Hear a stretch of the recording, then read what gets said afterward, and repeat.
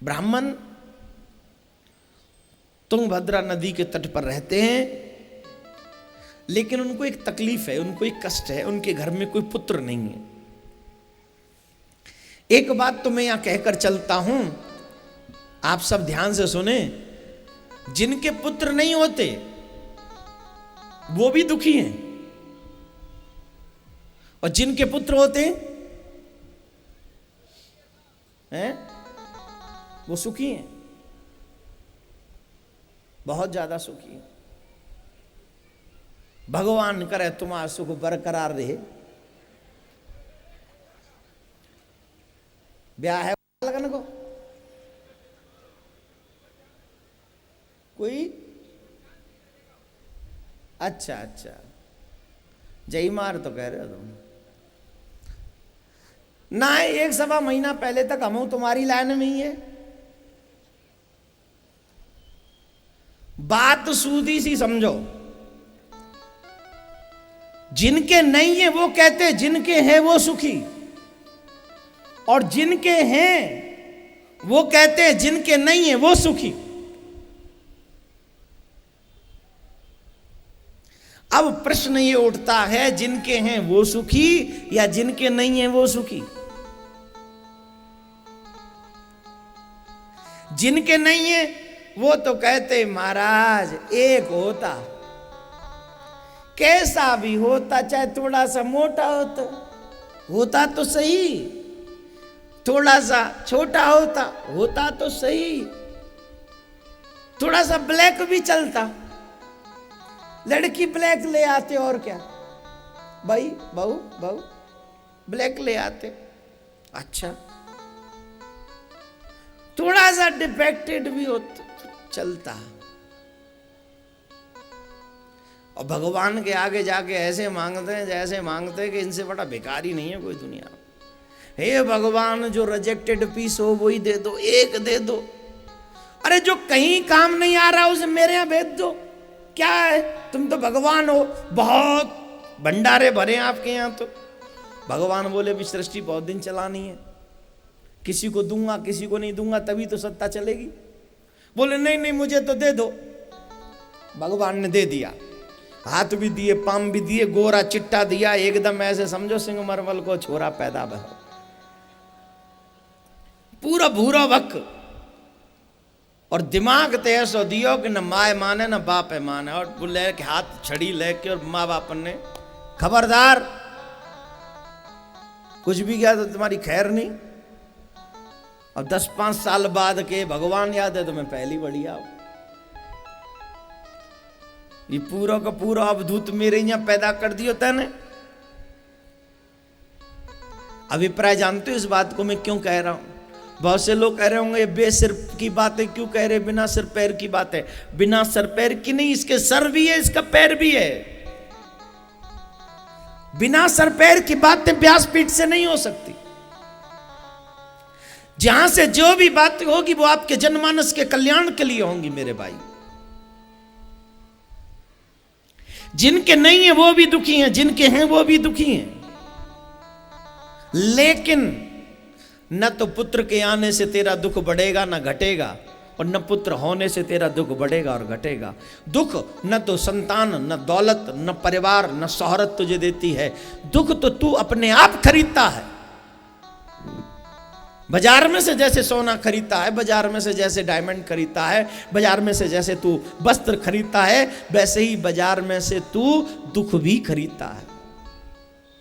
मुझे ये नहीं मिला ये सोच के दुखी होता है तू। इतना सोच के खुश हो ले मेरे भगवान ने इस लायक नहीं समझा मुझे, या मेरे हित में नहीं होगा इसलिए अच्छा किया भगवान ने, सुखी हो जाएगा। लेकिन नहीं मानेगा, इस बात को मानेगा ही नहीं। मान मुझे चाहिए, और चाहत ही तो दुख देती है। मैं यहाँ बैठा हूँ और मेरा जानकार कोई सामने से आए और 4 लोगों के बीच में मैं बैठा हूँ, तो मेरे मन में तमन्ना होगी ये मुझे आके प्रणाम करेगा, 4 लोगों में मेरी रिस्पेक्ट और बढ़ जाएगी। वो आया, वो बिना प्रणाम किए चला गया। अब मुझे बताइए सुख हुआ कि दुख? जवाब दीजिए, क्या हुआ? दुखी हुआ ना। लेकिन सामने वाले ने मुझे दुख दिया। सामने वाला तो बेचारा बोला भी नहीं, उसने मुझे दुख कहां से दे दिया? ये दुख दिया मेरी सोच ने, ये दुख दिया मेरी चाहत ने। जब मैंने चाहा तो मुझे ये दुख मिला। बोलो राधे राधे। जब मेरी चाहत मर जाएगी, जब मेरी इच्छा का दमन हो जाएगा, तो फिर कोई भी दुख मुझे सता नहीं सकता, कोई भी दुख नहीं सताएगा। हर इच्छा सुख में बदलने लग जाएगी। लेकिन आत्मदेव नाम के ब्राह्मण, जिनके घर में कोई पुत्र नहीं था, पत्नी का नाम है धुंधली, भजनानंदी हैं, भजन करने वाले हैं, इसके बावजूद भी इनके घर में पुत्र नहीं है।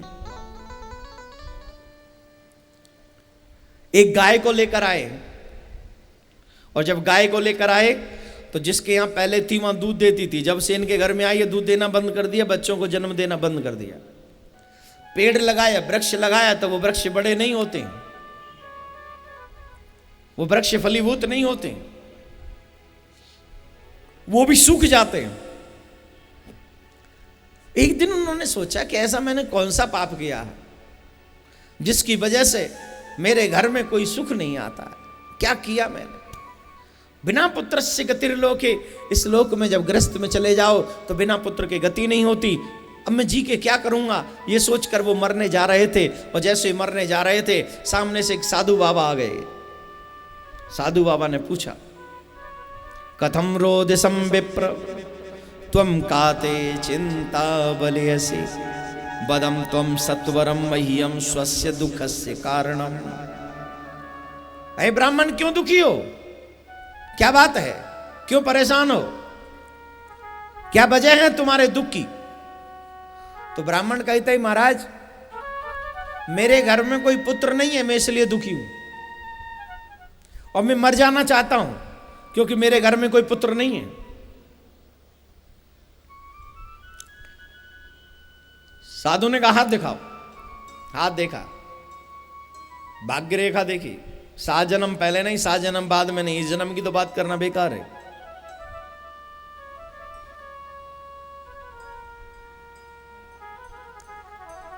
आगे भविष्य में नहीं है, और भूत में था ही है ही नहीं, न पीछे न आगे, वर्तमान की बात क्यों करें। उन्होंने कहा कि पुत्र तुम्हें क्यों चाहिए, क्यों इच्छा है तुम्हें संतान की, किस लिए चाहिए पुत्र? आप भी जरा सोचे कि हमें पुत्र क्यों चाहिए। जीव के ऊपर 3 ऋण होते हैं, मातृ ऋण, देव ऋण, मातृ पितृ ऋण, देव ऋण और ऋषि ऋण। ये 3 ऋण हैं जीव के ऊपर। जब जीव अपने वृद्ध माता पिता के, जब वो संतान देता है ना, जब हम शादी करते हैं, शादी करने के बाद जब संतान देते हैं, तो तब जीव अपने माता पिता के ऋण से उऋण हो जाता है, क्योंकि उनके वंश में उनके पूर्वजों को जल देने वाला आ गया। तब वो अपने मातृ पितृ ऋण से उऋण होता है। देव ऋण, ये सूर्य नारायण, सूर्य नारायण को जानते हो? ये पूरे दिन हमें प्रकाश देते हैं। ये कोई टैक्स भेजा इन्होंने, बिल भेजा आज तक? ये बिजली वाले लोग भगवान की दी हुई वस्तुओं से बिजली बनाते हैं। भगवान की वस्तु से, चाहे जल ले लो, चाहे और साधन ले लो, ये सब भगवान के ही साधन है, और उन साधनों से बिजली बनाते हैं, और टैक्स हमसे पैसा बिल लेते हैं, हमसे लेते हैं कि नहीं? लेकिन सूर्य नारायण ने आज तक आपको इतना प्रकाश दिया है, कभी बिल लिया है? जवाब दीजिए। अगर बिल लेने लग जाए तो गवर्नमेंट भी उनको बिल देने में सक्षम नहीं है। और 4-5 महीने अगर लगातार सूर्य ना निकले, फिर वायु, पवन देव, अगर 5 घंटे हवा ना चले तो पूरी दुनिया नष्ट हो जाए। लेकिन क्या पवन देव अपना बिल लेते हैं? ये कूलर बनाने वाले, एसी बनाने वाले, फैन बनाने वाले सब बिल लेते हैं अपना अपना। कूलर इतने का है, एसी इतने का है, फैन इतने का है, हाँ या ना? अरे गर्दन तो हिलाते रहो पेठे वाले हो हैं? मथुरा का पेड़ा और आगरा का पेठा फेमस है, तो फेमस चीज का ही नाम लो, राधे राधे बोलो। पूरी दुनिया में फेमस है ये नाम क्या?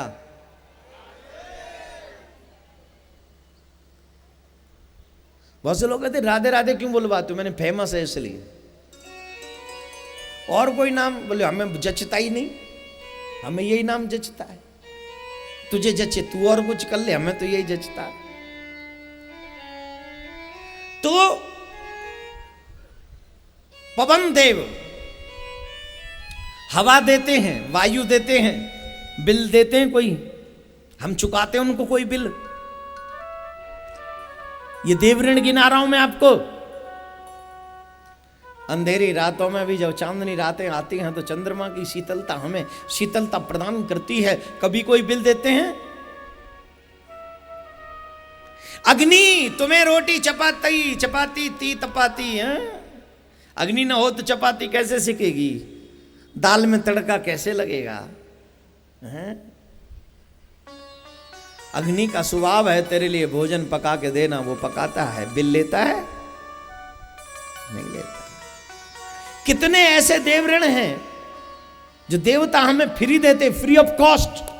इसके बाद भी जब देवताओं के लिए कुछ करने की बारी आती है तो I have no time, I am busy, I am so much busy. और आज तेरी व्यस्तता पतों का है तेरी। जब चिता में जलता है तो अग्निदेव उस समय भी कोई बिल नहीं लेते।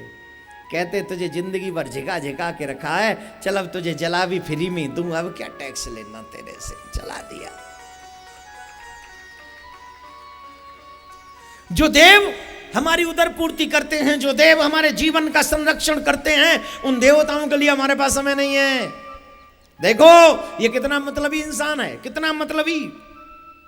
और जब विपत्ति पड़े तो हे भगवान सुंदर कांड का पाठ करा दूंगा।